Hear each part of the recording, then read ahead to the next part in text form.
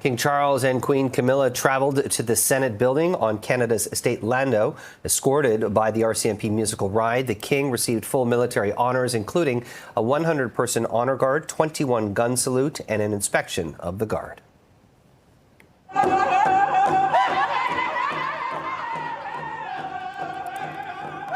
The royals were joined by Governor General Mary Simon for an Indigenous performance when they arrived inside. They then joined a procession into the Senate, where he took his place on the ceremonial throne to deliver the speech. And King Charles spoke about his love for Canada before delivering today's throne speech. Every time I come to Canada, a little more of Canada seeps into my bloodstream, and from there straight to my heart. I've always had the greatest admiration for Canada's unique identity, which is recognized across the world for bravery and sacrifice in defense of national values and for the diversity and kindness of Canadians. And King Charles spoke about his love for Canada before delivering today's throne speech. It has been nearly 70 years since the Sovereign first opened Parliament.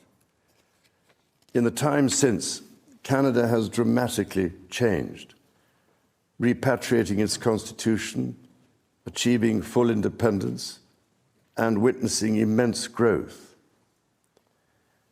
Canada has embraced its British, French, and Indigenous roots and become a bold, ambitious, innovative country that is bilingual, truly multicultural, and committed to reconciliation.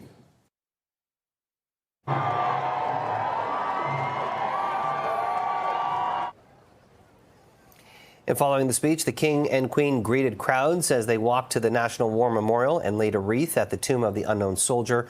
The pair then departed for the airport to travel home. And CTV political commentator Scott Reed says this was a uniquely Canadian throne speech that captured the moment and the challenges facing Canada. The unprecedented hostility from a president of the United States toward Canada. The King here, again, elevates that experience. Is my mom sitting around saying, well, gosh, now that the King is here, things are going to get better? Right. I don't think so.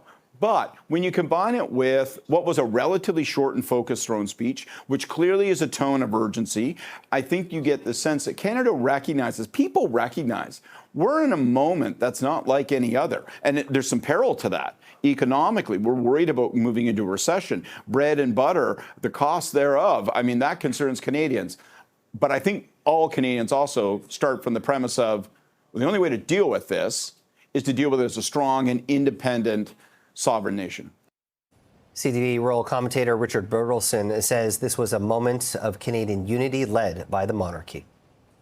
One of the surprising things about this visit is the massive crowd size, the number of people who wanted to turn out and support. I heard lots of cries of God save the King, we love the King, all this kind of things were being said. So this really acted as a unifying moment after a very difficult period for Canadians in understanding where their country fits and the challenges we've seen from the South. So that was the point of the visit, the visuals, the strong sense of Canadian iconic moments, the RCMP, the military, the Air Force flew over today, the War Memorial, the Senate, Indigenous people playing a key role.